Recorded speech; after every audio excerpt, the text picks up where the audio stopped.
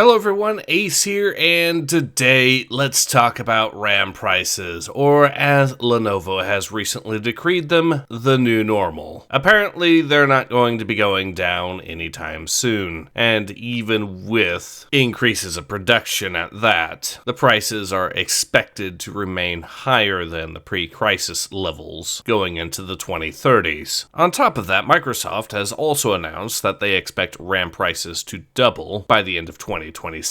So yeah, this is unsurprisingly pretty terrible news. Now, there is, for what it's worth, the possibility that these companies are stretching the truth to try to encourage more here and now sales. There are plenty of people holding off on upgrading their hardware after all, specifically because they hope that the prices will go down. And that's a very understandable reaction given how expensive RAM prices are. So it is possible that, like I said, these companies are stretching the truth, and that RAM prices actually are going to go down in a few years, and they just want to make more money here and now from the market that I have just described. But unfortunately, there is also the possibility that what they're saying is actually factual, and an accurate assessment of how the future may look. Should that be the case, then yeah, getting new hardware is going to be in very dire straits. And the pricing controversy surrounding the Steam machine is not going to be the end of it by any means. Making consoles and PC upgrades genuinely unaffordable for a lot of people may even end up being the final straw that breaks the camel's back when it comes to the AAA part of the industry. This might itself be a little bit more of a hint that Microsoft might actually be exaggerating things. Because were this information legitimate, it might actually be to their detriment to release information showing that the market that they are in is actively going to be shrinking, due to the target audience simply being priced out of that market. We're already in the middle of a major video game crash for the AAA market as is. Call it slimy, but it would make slightly more sense for Microsoft to simply not tell us just how bad things are going to get at that stage, if it's actually true. Let's assume, though, for a moment that it ends up actually being legitimate and RAM prices do double in the next year, effectively making consoles and PC upgrades utterly unaffordable. Well, at that point, if there is any good news to be had, it would be that the AAA portion of the industry would, out of a necessity of sheer survival, have to abandon trying to constantly push hardware to its limits, as well as throw all of its bloated budget to marketing,